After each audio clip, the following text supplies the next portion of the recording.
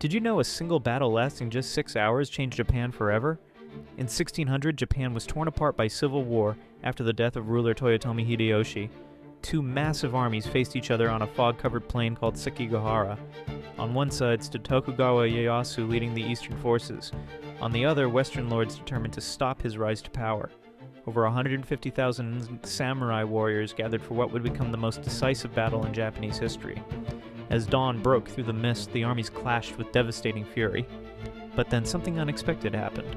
Kobayakawa's forces, positioned on a crucial hill, simply refused to fight. One by one, Western commanders began switching sides mid-battle. What started as an even fight became a complete rout. By noon it was over. Tokugawa had won absolute control of Japan.